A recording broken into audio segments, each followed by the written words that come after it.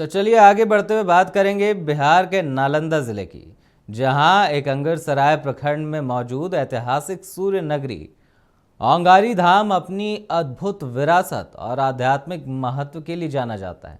बता दें कि द्वापर युग से ही सूर्य उपासना का ये मुख्य केंद्र रहा है, जो आज भी श्रद्धालुओं के लिए आस्था का केंद्र बना हुआ है।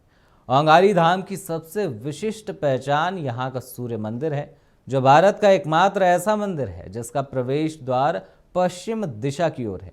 यह मंदिर देश के 12 प्रमुख सूर्य मंदिरों में से एक है। मंदिर में स्थापित भगवान सूर्य की मूर्ति बहुमूल्य अष्ट धातु से निर्मित है। गर्भगृह में सूर्य देव के साथ श्री गणेश, शिव पार्वती के साथ ही 1 दर्जन से ज्यादा देवी देवताओं की मूर्तियां यहां पर विराजमान है।